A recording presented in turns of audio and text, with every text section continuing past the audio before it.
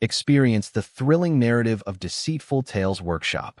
Today's tale stands apart because the person you regard as closest could be the one intent on your downfall entirely. However, they are unaware that you have been readying yourself for this very scenario all these years. I am Trevor, a man who discovered the value of self-protection the hard way. It's not paranoia, but a matter of survival. 7 years ago, I took an action deemed absurd by all. Today, that choice safeguarded my very existence. Let me transport you back to 2018. I was 31, managing a modestly expanding commercial HVAC business I had established myself. Long workdays, weekends consumed by job sites, the relentless hustle. Recently, I received an inheritance of $340,000 from my grandfather, a man who spent 45 years in construction and meticulously saved every cent. Kimberly was my wife for 3 years. We first crossed paths at an industry trade show where she handled vendor relations. She was intelligent, driven, and her laughter echoed as if it were the only sound within earshot. For our 4th anniversary, she surprised me with tickets to Las Vegas.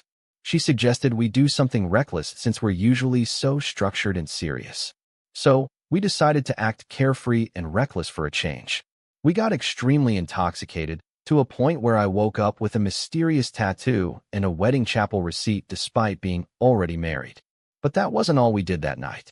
We reaffirmed our marriage vows at one of those cheesy chapels. A man named Randy, who seemed to double as an Elvis impersonator, provided us with a platinum romance package which included a keepsake certificate. Unbeknownst to Kimberly, Randy was also a licensed notary. The certificate he prepared for us was actually a post-nuptial agreement.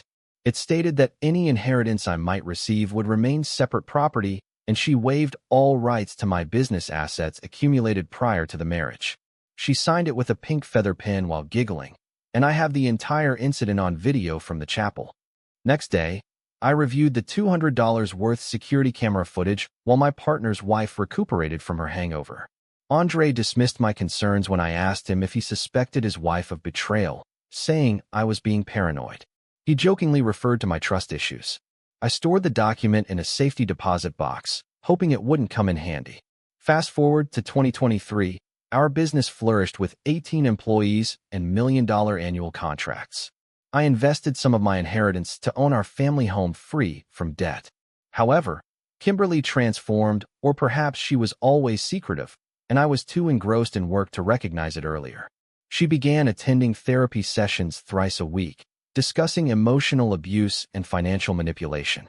Initially, I assumed she was addressing unresolved issues with her father.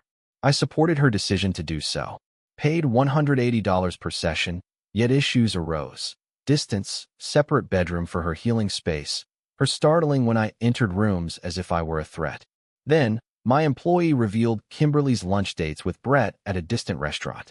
Brett, a medical device salesman, drove a leased BMW and exuded a polished corporate air that likely made him feel superior to men like me still stained by grease under their nails. Confronting her, she admitted nothing. Instead, she stared straight at me and said, "You made me feel insignificant, Trevor. He appreciates me." 2 weeks later, I was served divorce papers. Patricia Hollingsworth, a ruthless attorney who billed $450 an hour while smiling, represented her. The petition accused me of financial control and emotional abuse.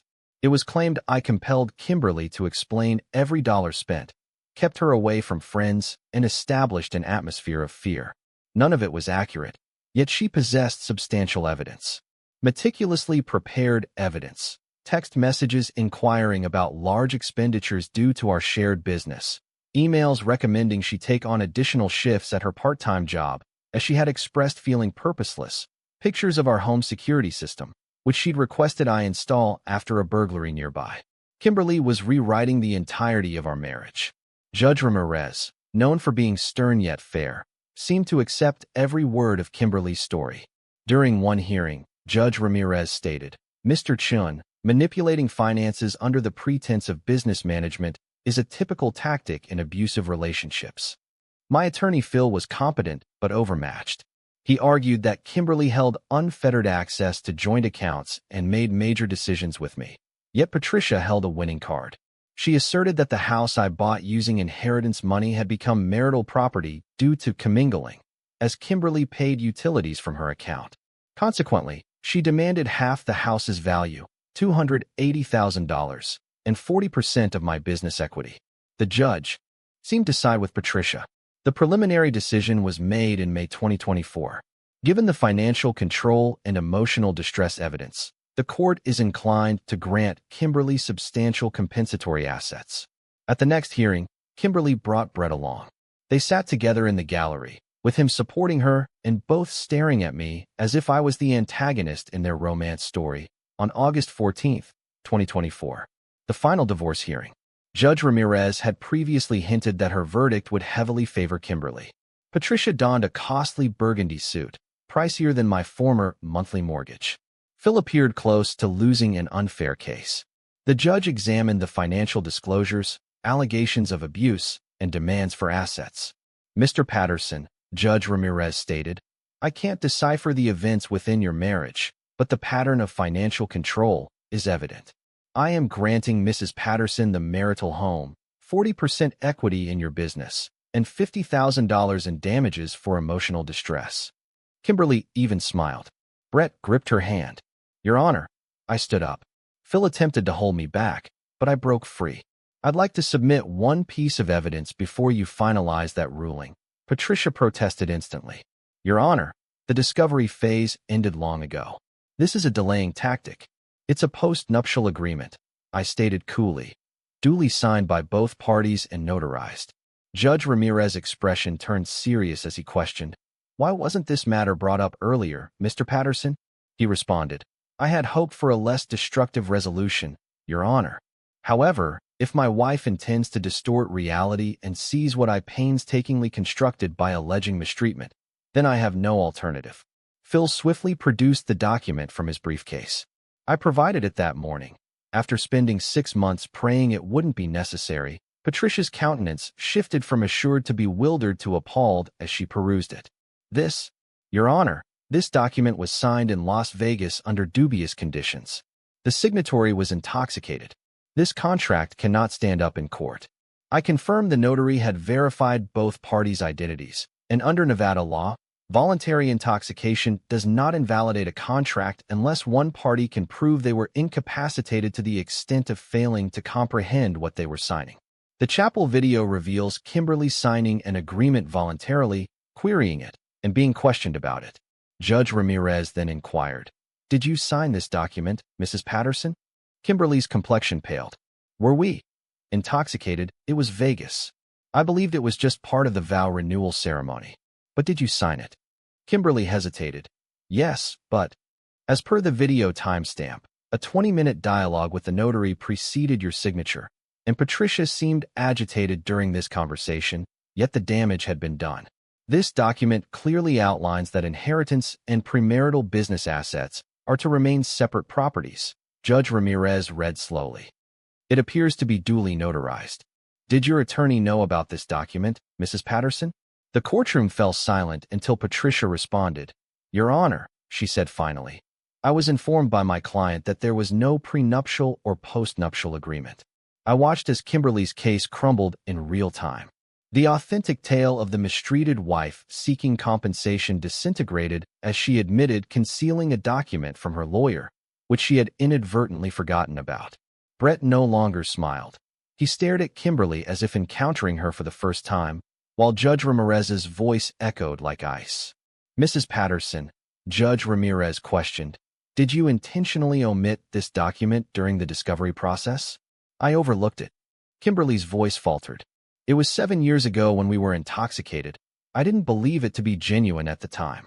However, when your attorney inquired about any such agreements, you stated they did not exist, and I had forgotten about it. Patricia began packing her briefcase, a universal lawyer's signal indicating withdrawal from the case.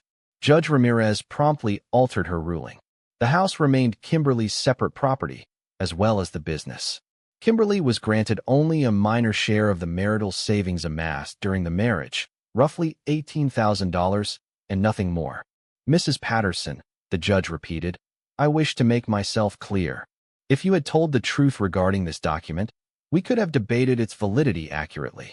Instead, you led this court under deceitful circumstances, a matter I do not overlook lightly. As Patricia, your legal representative, stepped down upon our exit from the courtroom, Kimberly was left to find new counsel for any potential appeals, bearing her own financial burden. In the parking lot, Brett ended their relationship, leaving Kimberly sobbing next to his BMW before he departed without her. Andre finds me overly cautious, but my caution preserved everything I had constructed: the house, the business, and above all, my self-respect. As of now, Kimberly resides with her parents once more, working in retail while spreading rumors that I coerced her into signing the agreement. Perhaps there is some truth to this claim. Perhaps I was safeguarding myself against someone who had been plotting my downfall for longer than I perceived.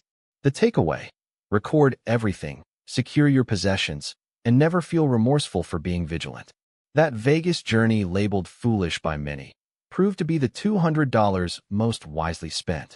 If this narrative struck a chord with you, click the subscribe button. Trust is admirable, but caution is prudent. Welcome to Cheating Story Lab. Here survival is for the prepared.